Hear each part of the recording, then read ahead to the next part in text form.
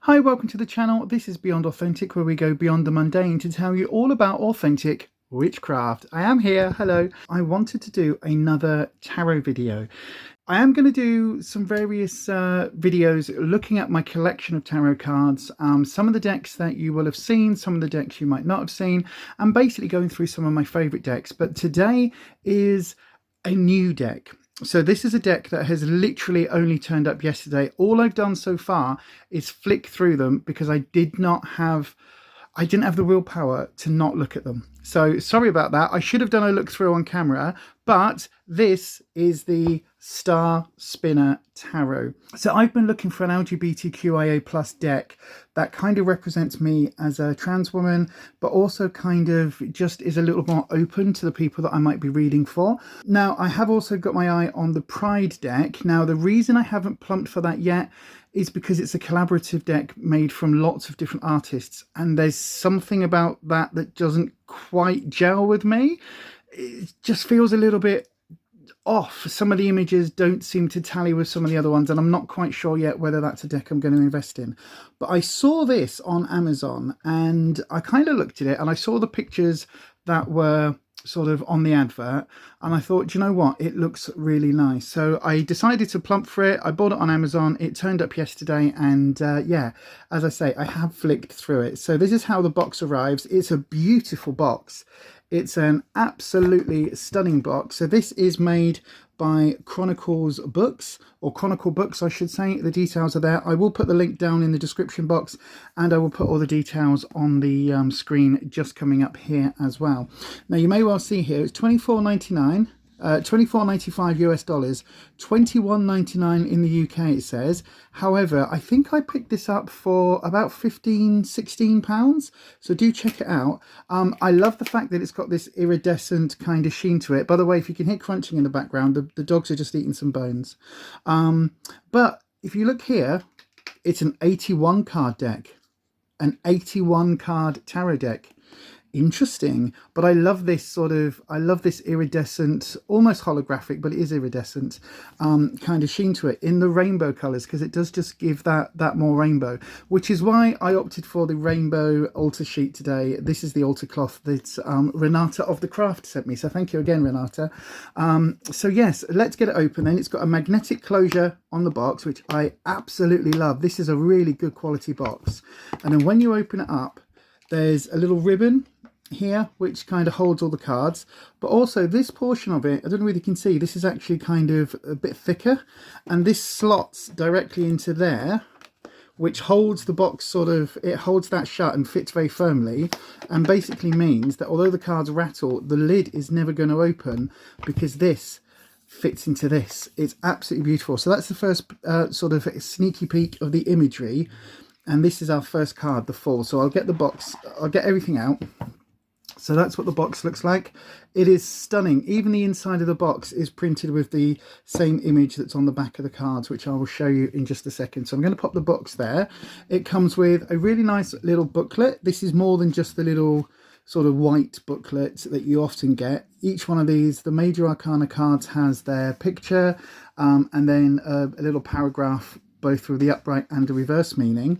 But when you get to the pip cards, the actual sort of suit cards, they tend to have just one page and then a little picture. So it's still fine, you know, it's absolutely fine. There's just as much information there on the Four of Chalices as there is on the, you know, the World card. It's just that the pictures are a little bit smaller, so I do appreciate that. And I have had a brief look at a couple of the descriptions, and they seem very, very, very descriptive. They seem really nice. As you can see, it's all done in these little sections. So yeah, really nice little guidebook. I will be going through that in a lot more detail as I sort of do a bit more research into these cards and as I start to work with these cards. But I think that is actually a really nice little guidebook. So I'll just pop that one back in the box. And then this is what the cards look like. They are absolutely gorgeous. You can see they're an ideal sort of standard, really, I would say, tarot size. They do seem quite thick, but actually when you look at each individual card, the cardstock is fairly standard, I would say. They're not too thick, not too thin. They're really just really nice standard cardstock. But again, look at this back. I don't know whether that's going to pick up on camera. Yeah, look at that. Looking, you can see it's got like a metallic sheen to this back in a sort of pinky, almost rose gold kind of pinky purpley kind of colour. And it's got this depiction of these sort of concentric circles with stars, and then you've got these two figures in the corner, which I absolutely love. And this is almost Art Deco-ish. It's a really stunning deck. I mean, just the attention to detail in the backs of those is stunning. Anyway, let's go on with the cards. So I'm going to go through each individual card and we'll have a few words about it. So this is the Fall. And this is beautiful. So this, I think, is a really good depiction of sort of what the images on the cards are going to look like. So we've got these concentric circles sort of designs and everything, the stars in the corner. I think this is standard across the entire deck. Yes, it is. But the Fall here, this central image, this is not your standard Fall. You know, the striding figure about to either walk off a cliff or at a crossroads with a dog. This is a very different Fall. This Fall feels very almost scared to go on this journey. It's almost kind of huddled up, you know, hugging their knees, almost fetal sort of position, you know, that comfort position. Standard imagery. So you've got the knapsack on the stick, and you've got this sort of court jester like imagery of the Fall. But this Fall it feels like the beginning of the journey is a tough one. This isn't the overly confident, you know, naive, foolish Fall who is about to just stumble blindly and believes that they are, you know, they're completely unkillable. They're going to live forever. You know, the Fall that we often see. This one seems far more trepidatious. It just seems far more sort of insular and introverted, and like, oh, are they sure, you know, what's to come? They're unsure, they're nervous. It's a very different feeling Fall, and I absolutely love it. So there we go, that's the first card. Then we've got the Magician. Now this to me looks almost like, is it Gimli from Lord of the Rings, that sort of dwarfish sort of figure? I love the flowing hair and the flowing beard. And I do like the fact, if you look at the details here, you have got the 4 tools. So we've got the cup there, or the chalice as they're called in this deck. The pentacle is right there, look, in the pocket. We've got the sword and we've got the wand. I love this red, this vibrant power, this energy red. And then you can see the magics that are being created from the chalice, this smoke and all of this creation coming off it. And then these cards, almost like the tarot cards themselves, that are all just sort of flowing in the air. It feels very chaotic, doesn't it? This is very much a card of creation. Quite often with the Magician, there's that manipulative element, that sleight of hand element, whereas this seems to be the sorcerer in their sort of chamber, in their dungeon, creating something, and it's just wonderful. There's a real kinetic energy about this card. You can feel like literally this has just exploded and all this energy is coming off, and the cards are, they've just been, you know what I mean? They've just literally been blown out, and they're sort of flying through the air. I love that. I think it's a really lovely card. Next up, we have the High Priestess, and I think she is stunning, absolutely stunning. So we've got the central figure, so it's a hooded figure. There seems to be the triple moon goddess image just on her headpiece, just there. Standard with the 2 towers. Quite often in a tarot deck you get one white, one black, but obviously we've got a white one and a golden tower, it looks like. Again, these circles, this to me is almost Doctor Strange, almost that sort of, you know, image of magic and creation. Now we've got the moon in the background, we've got the sun in the background, so obviously that represents these 2 sort of different sides. And we've got the angels. Now she's got her eyes closed, and this High Priestess, she doesn't feel as aloof as in some decks for me. She feels very contemplative.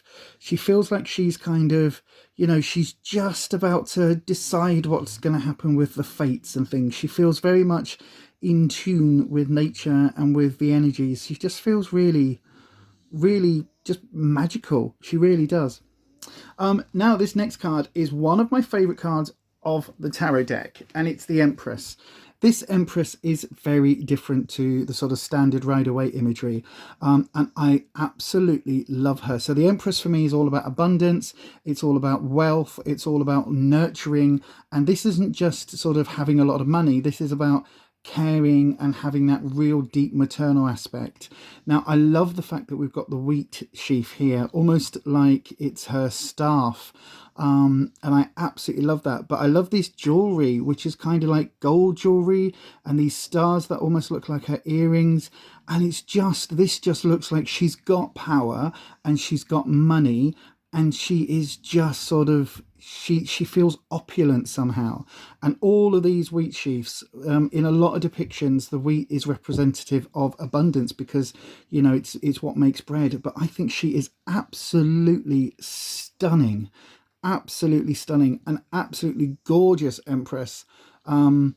Yeah, and again, there's just something in her eyes, this sort of wisdom, this knowledge. I think she's beautiful. And again, we've got these concentric circles, and interestingly, we've got one here where we're looking at, this is her power, and then one here for the staff. So again, it's just that magical sort of symbolism. The Emperor is up next, and this Emperor again is very different. Now the standard Emperor is facing directly onto the card, can look quite stern, can look very, very authoritative. This Emperor looks almost sad. It looks almost like, you know, heavy is the head that wears the crown is kind of the quote that comes with this. I love this depiction of this eagle here, and again the stars, and just the fact that this Emperor looks, you know, he looks like he is in control and in power, but it almost looks like it's been a bit of a long day. He's had to make all of these difficult decisions. I love that the orb still has the world in the center, still has the globe. And I also love the fact that, again, when we're looking at these circles, this circle is all about his power, but we've also got the sun here with this energy ring around that as well. So again, you know, it's that growth, it's that sort of sun's energy power, which again I think is absolutely beautiful. Now the next card is the Hierophant.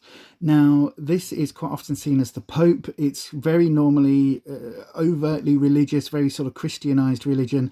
This doesn't feel like that at all to me. This feels druidic, this feels like King Arthur. I love the fact that he's holding the keys, this sort of standard image that the Hierophant sometimes has.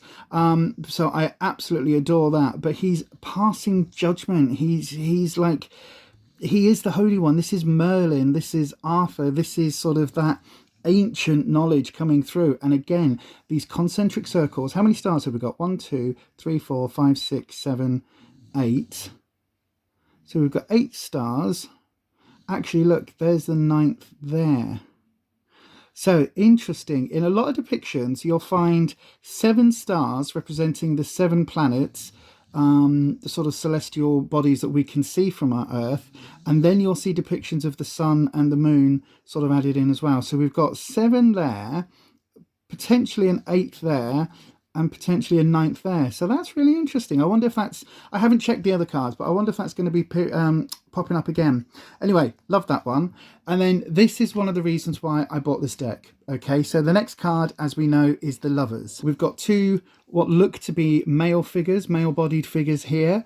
So this would possibly represent gay men, or at least sort of, you know, assigned male at birth figures here.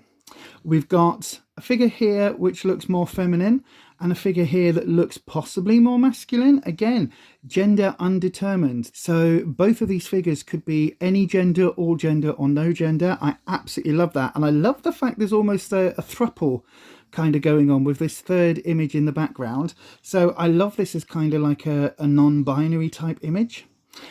This couple seem to be more feminine, seem to be more assigned female at birth. You can just make out this sort of breast shape here. Now obviously with a full frontal figure with this one, there aren't sort of, you know, breasts highlighted, but that shape would seem to suggest assigned female at birth. So this would look more like, a bit like this being the assigned male at birth sort of gay men image. This looks like the assigned female at birth, sort of the lesbian image for the Lovers. And then this slightly more masculine, you can see here there's definite curve of a breast and a lack of a curve of a breast here. So these couple would seem to represent a more sort of heteronormative, cisgender, heterosexual couple. And I love that. I love the fact that literally this this one card, or these series of 4 cards, you can pick and choose which one represents you. And I love that. I absolutely love this. I love the fact that they're all different as well. So it's not just like they've taken one image and then they've, you know, flipped it or changed it so it's the same image but just with slightly different looking characters. I love the fact that these 4 images all depict a slightly different version of the lovers. All of them seem to be very, very loving, positive relationships. And I love the fact that you've got these apples depicted in every single one.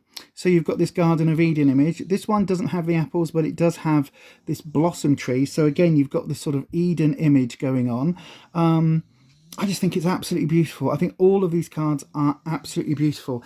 I think that I will just have the cards that speaks, or the card that speaks clearest to me, which, as much as I love all 4 of them, I think this one, because of its sort of almost non-gendered depiction, I think this one is one that I will probably go with when I'm doing my readings. But yeah, absolutely stunning. And again, when we're looking at these, sort of the way the circles are, these circles are around the couples, this circle is here, so this circle is around this sort of the power, this circle is around the couple there, and this circle is around the heart. So again, lots of different depictions of energy and power and strength and the magics. So I love, love, love those 4 cards. Absolutely love them. Next up we have the Chariot, and again, kind of standard image but different. So this, again, this chariot is kind of, it almost looks like it's flying through the air with this sphinx-like, this sort of winged figure. More winged imagery here. You've got the wheel of the chariot, but this central figure, this doesn't look like the all-conquering person that we normally find on the chariot. This doesn't look like the winner of some battle. There's no armor, there's no flag unfurled. And I love the fact that we've got 2 cats here. I just love that. I love that depiction. Quite often it's the 2 sphinxes, isn't it, on the front? But I love these cats. And I love the fact that you get the hint of battle because, you know, the sword is there, but it's almost Sparta, isn't it? It's almost Spartan, where, you know, they fought in the nude because that's what they did. And again, the energy of the card, again, this flight, this movement, you can see this movement in the hair. This card really does look as if it's flying through the air, kind of with the sun almost in the background, and they're flying across the sun. Oops, I knocked the card there.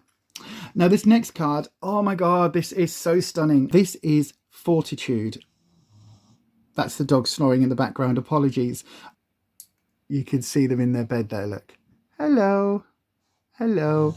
So yeah, this is Fortitude, which in a lot of decks is often called Strength. Now this is a really beautiful card. So this has very Indian imagery in the way that she's dressed, with her hair and the headpiece here and the lotus flower. But also, if you notice, the lion here, I almost said tiger, the lion here, it's not the standard image where the lion's got the thorn in the paw, or, you know, the injured tooth and the woman is helping the lion out.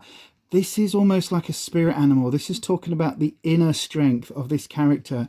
And I love that it's called Fortitude. This is like using your own inner strength to overcome everything, all of the hurdles and obstacles in life. This is just so beautiful, so beautiful. And again, we've got the central sort of energy here, and then her energy, like this other ring here of the focus on that magical energy is on her own, on her head, on her abilities, her inner power. I love that. I think that is so beautiful, so beautiful. The next card we have as the Hermit. And one of the things I love about this deck is that this is a really diverse deck. This looks Tibetan to me. It looks like a monk. It looks like, you know, this could be, you know, these Tibetan mountains. This just looks absolutely stunning with this lantern and the staff. It's just amazingly beautiful.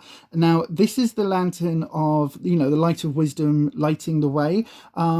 And I love the fact that this lantern seems to be glowing in the night sky in the background, and the energy is coming from the lantern, so coming from wisdom, which is what the Hermit card teaches us. And I think that is again, breathtaking. These cards are so beautiful.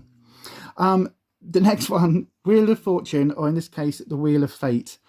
Just, I mean, you can spin this card and it's almost like a yin and yang figure. Absolutely just beyond. It's beautiful, beautiful, beautiful, beautiful.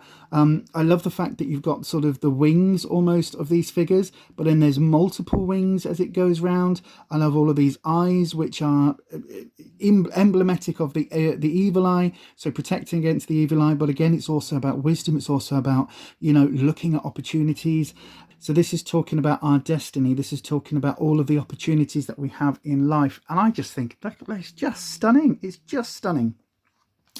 Next up, we have Justice. Now, there's not a pair of scales in this depiction, is there? There is not a pair of scales. However, she is wielding that sword. She is making that decision and wielding that sword. And again, we've got these wings, these sort of angelic wings. I love her hair. I think it is absolutely stunning. I love the outfit she's in, but also look at the strength. Look at the strength that she's holding this sword with, and she is ready to act, isn't she? Again, there's possible depiction of being up in the clouds, so this sort of angelic energy.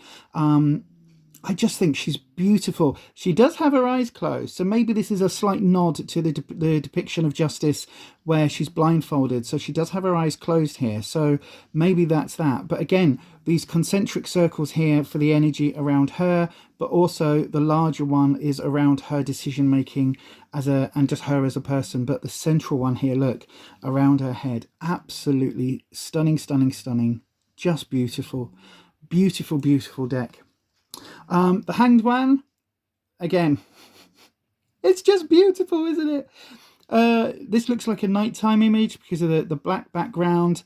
A very different image of the Hanged Man.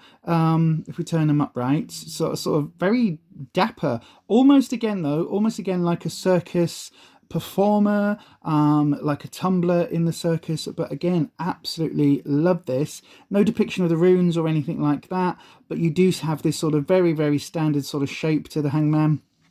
But I do like the fact that, as always, or as in my favorite deck, which is the Connolly deck, like this Hangman is not fixed. This Hangman is here by choice.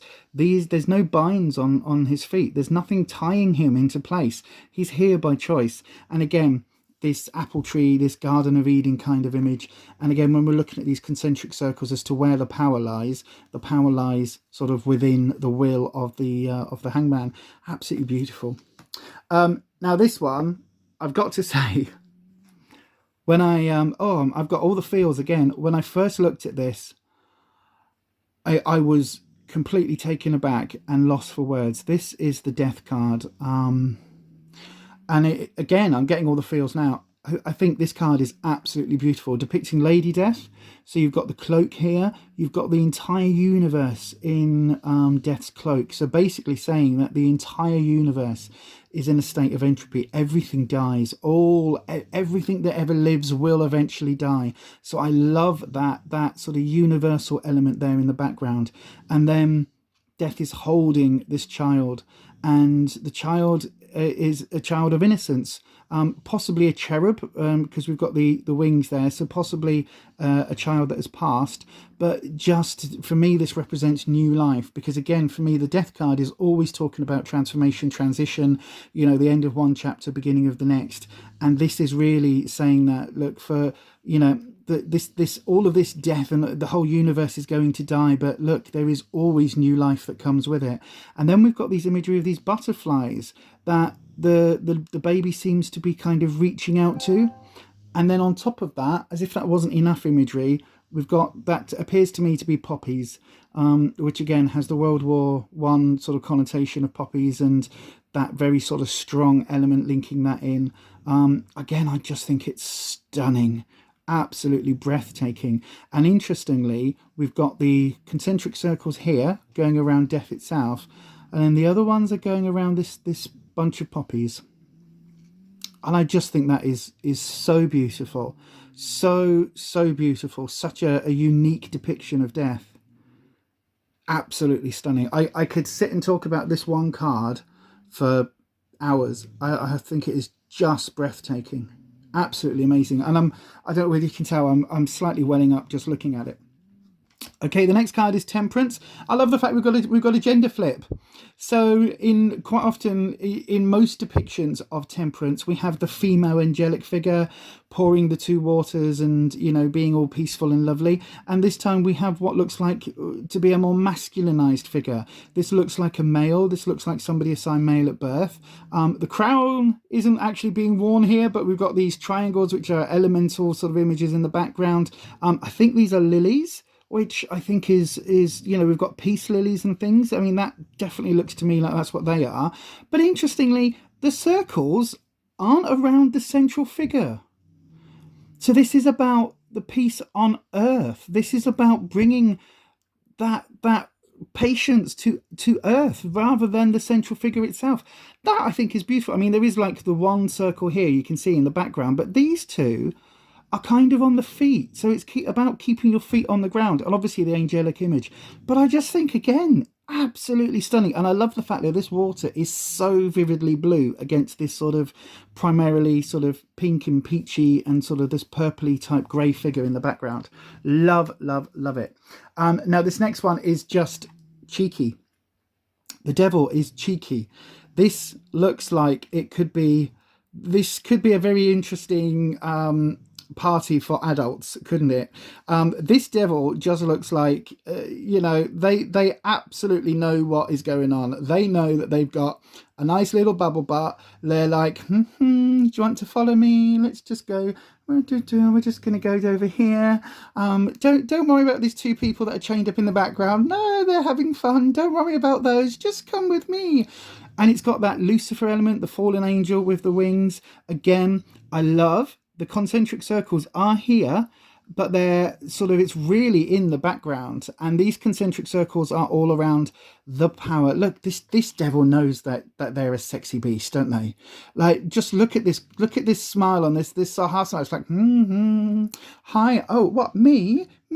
Oh, come on then. But I love the chains. So all of these chains, which, you know, there's elements of Cenobites there, there's elements of all sorts of other bits and pieces, but the standard sort of definition of the devil is we're talking about materialism, we're talking about the ties that bind. And so I love the fact that we have these bound characters. And this is not a fiery hellish hellscape, is it? This is very much the sort of the fallen angel element. This is very much your base desires rather than, you know, the sort of Christianized, you are going to burn in hell. And I just think, again, as a depiction of the devil, I think that is absolutely beautiful. I really, really do love it.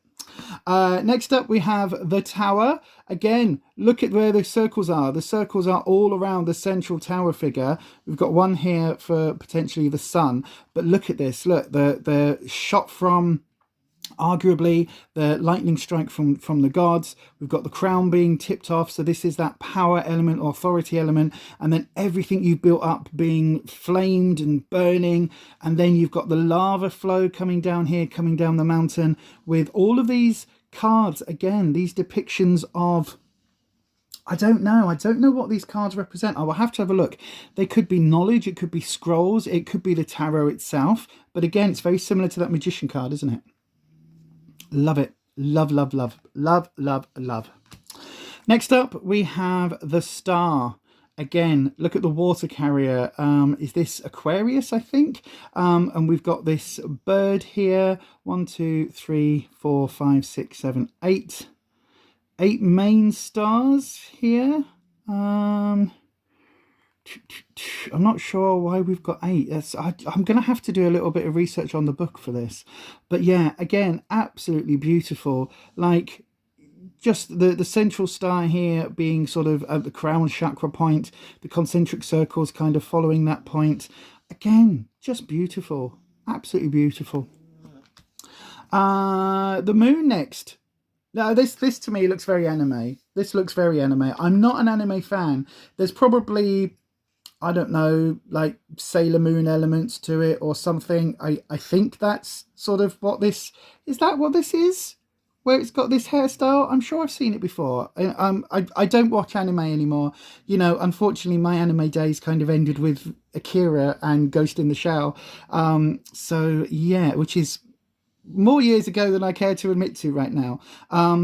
But this does have that sort of... It really does. There's just something familiar about this, but I don't know enough about anime to say. But anyway, we've got the moon. We've possibly got the moon gazing hare here in the background, which is quite a strong kind of Celtic element to it as well. And I know in a lot of mythology, the moon and the hare are very, very firmly linked. So again, absolutely beautiful depiction. I'm going to have to study up on what this imagery is based on and what this actually means. But I think that is absolutely stunning. Likewise, the sun. And again, if I hold these two together, there's a pairing here, isn't there? There's like a very strong connection, because again, we've got this very similar anime element. Possibly the phoenix here in the background, in the foreground, this bird, and these other birds here, 1, 2, 3, 4, 5, 6, 7, 8, 9. So these are the 9 birds. Again, I'm going to have to do some research as to what this imagery means, the symbolism, the symbology of it. Again, this very interesting. You can't see the ends of the hands and the arms with this, and again the same here. This almost feels like they could be siblings, doesn't it? The sun and the moon. Very interesting, but very, very different, but very, very similar. So I'm going to have to do some research, as I keep saying. And then we've got Judgement, and again this is a very interesting flip on the standard kind of depiction of judgment. Instead of the judgment coming directly at you, and you quite often see souls coming from their graves and things, this is kind of that image, but you don't see the sort of, it's almost like this is what's going on in the heavens, and then over here on the earth is where the souls would be coming up. And this really is sort of like Judgment Days, isn't it? And I just think, again, beautiful, beautiful, beautiful. These wings, these very expressive wings, kind of enwrapping the figure. The hair, kind of, this again feels very much in the clouds. It feels very much sort of a heavenly kind of figure. And again, the concentric circles here around the head of the being. And I love this sort of trumpet that they're playing. Absolutely beautiful. Absolutely beautiful. Again, what gender is this person? I have no idea. Could be male, could be female, could be non-binary, could be all of the above and none of the above at the same time. I don't think it matters. I think this is just a heavenly, if you like, or I think this is just an archetypal image of judgment. It could be any gender, any race. I mean, the character's blue, for God's sake, you know what I mean? Absolutely wonderful. And then the last of the major arcana, we have the world. Just look, body diversity. We have a gorgeously rotund, like voluptuous, feminine bodied person. Absolutely. Look how beautiful she is on top of the world. Absolutely. And we've got the 4 elements depicted here. Again, the sun and the moon, perhaps. Are these the same depictions as before? Possibly. I'm going to have to look in the cards. But again, the concentric circles are all around her. There's no obvious sort of, Gaia imagery. That's not that she's pregnant. She is just a full-bodied woman. And I absolutely love it. So there you go. That's the major arcana. I think this deck is so beautiful. So beautiful.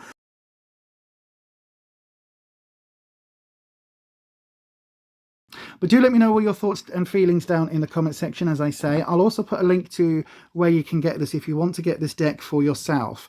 Now, just from looking at it, I don't think this is going to be a deck that an absolute beginner will be able to pick up and run with instantly. So I think if you've been around tarot for a little while, this deck will be absolutely great. If you're an absolute beginner, then I would recommend maybe starting with something that's got a bit more sort of a bit more standardized iconography and imagery involved. But for me, I cannot wait to get my teeth into this deck. I cannot wait to start having a conversation with these cards and just kind of learning what the cards are trying to tell me. And then when I work with my guides with these cards, it's going to be so fascinating to have a journey with this deck and to learn all of the meanings that the artists wanted to convey, but also what the meaning is for me personally, and then when I'm reading for somebody else, what that means. And it's that entire process which is one of the reasons why I love reading the tarot so much, is because it changes. It's so wonderfully different depending on the deck that you use, the spread you use, the person you're reading for, all of that. It's an absolute journey. But there you go, everyone. Those are all my thoughts on the Star Spinner Tarot. I've got a massive amount of homework to gear up for these cards, but do let me know your thoughts and feelings, as I say, in the comment section. If you've enjoyed this video, please give it a big old thumbs up. That really helps me out with YouTube's algorithm. If you haven't already, do please hit the subscribe button and then click your bell icon and change your settings to all. That way YouTube should let you know each and every time I upload a video. Don't forget, come and join me for a free tarot reading if you want one, each and every Sunday evening from 7 p.m. UK time. Call it a Sunday session. We do tarot readings and a little bit of self-care. So if that sounds like something you'd be interested in, do come over and join us over there. And of course, if you do want a private reading, you can go across to my gig on fiverr.com/Beyond Authentic and you can book me there from just $10. Well, that is it for me. And as we always say, stay you, stay weird, stay authentic, and I'll see you next time. Bye-bye.